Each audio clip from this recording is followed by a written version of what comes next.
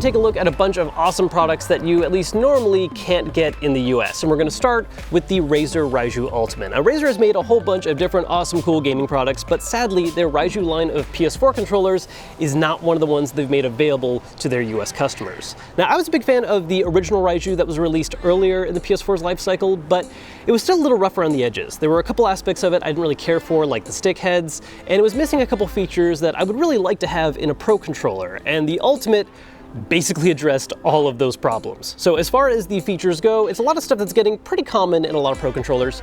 You've got mappable buttons that you can adjust using an app on your phone. You can switch between a dedicated wired or Bluetooth connection. You've got adjustable trigger stops, and you can swap the stick heads if you want to get a longer stick design for more precise control.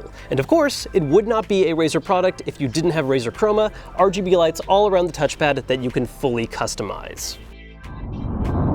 Now, all that stuff is cool, but what honestly really sets this controller apart for me is the build quality, the whole package, the heft of the controller, the texture and shape of the grip, which is really comfortable, how smoothly the sticks glide, and one of the more unique features of the Raiju line of controllers, mechano-tactile buttons which give a really satisfying snap and allow for really rapid pressing.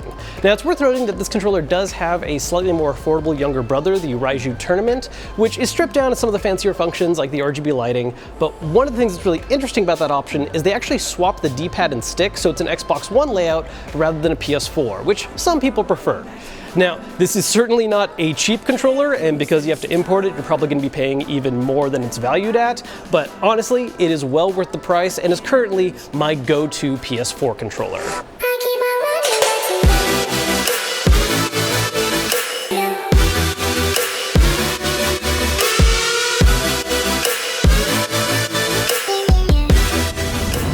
Next, we're going to go from talking about a Pro controller for PlayStation to a cheap alternative controller for Nintendo. Now, there's a lot of awesome third-party brands out here making controllers for the Switch, like PowerA, PDP, Hori, even 8BitDo, but there's even more options if you look at what other countries have to offer, like this Cyber Switch controller from Japan. And by the way, I want to note just how simple this controller is. It actually kind of appeals to me because so many controllers out here are focused on very heavily branded designs, like, oh, here's the Zelda one, here's a Mario one. This one comes in blue, red, or black.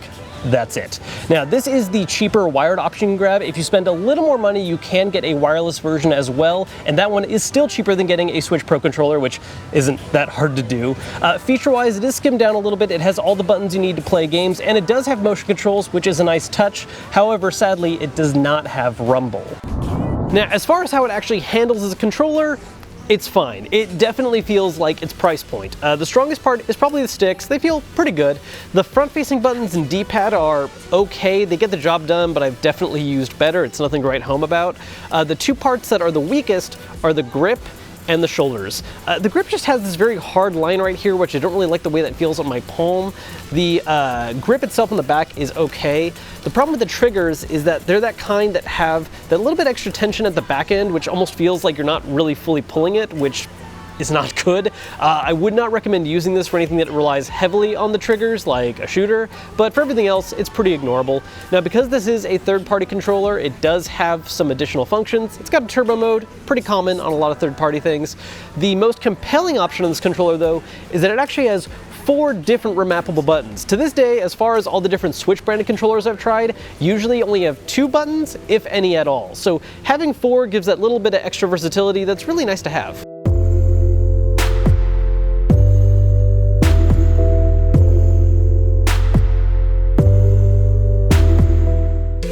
When it comes to PS4 controllers, there aren't a lot of officially licensed options out there. One of the few that you can get in the US is the Hori Mini gamepad, which is a wired controller that is fine, it gets the job done, but there's still a couple parts of it that just aren't quite as strong. But in Japan, there's a wireless version that improves on a lot of aspects of it. It's just overall a much, much better controller, including the fact that it is, of course, well, wireless. Plus, it isn't that much more expensive than the wired version, while still being a lot cheaper than buying a brand new DualShock 4. On top of all that, I really like the translucent red color it comes in instead of that very boring blue that the wired one has. Now, At first glance, you might be wondering what's actually different about this controller versus the wired one. Well, it's a lot of small, subtle things, but they all add together to being a big improvement. First off, all the option buttons have been moved to the top middle now, instead of being some at the bottom, which was a little more uncomfortable to reach. And the touch button right here actually also acts like a light bar in a DualShock 4, so it matches colors based on certain things happening in game, which I always think is a nice little touch, even if it does drain the battery a little bit. The back part also now has a different texturing on where your fingers rest, giving it just a little more grip. And by far the biggest and best change is the stick design. The wired one has this very hard plastic with these dots on it that just isn't comfortable at all to use, whereas this one is using a design that's basically the same thing as the DualShock 4, which is softer and just way, way better.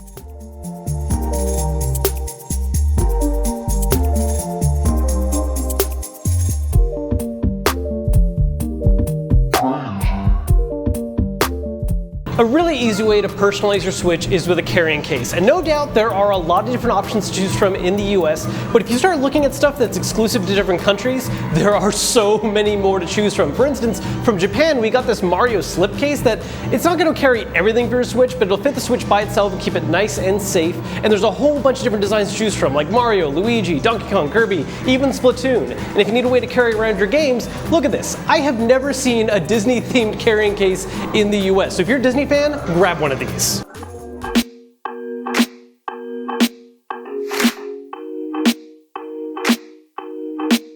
Now, what is probably the most interesting item on this list is the Taiko drum for Nintendo Switch. This is designed for a specific game, Taiko no Tatsujin, which was made available in the US digitally, but the controller wasn't brought here at all. In Europe, you could get it in a bundle with the game and the drum. In Japan, you can buy them separately or in a bundle, but in the US, it's just the game, which is really a shame because you can play it with just Joy-Cons, waving them around, it works, but it's just not nearly as fun as actually picking it up and hitting it, because it is a drum. And that's actually the really interesting thing too, is that even when using this controller, you need to hit it hard to actually register in the game, which gets you all the more into the action. And on that note, word of warning, you might see things like this pop up in the US for sale. They're not the official ones, they're ones that are basically knockoffs that are made to be cheaper for people that want to get it, but be careful with those, because realize this is an accessory where the entire point is to keep hitting it as hard as you can. And so if it's not made very well, it's not going to last very long as you just keep hitting it over and over again. So if this is something you're interested in playing, do yourself a favor,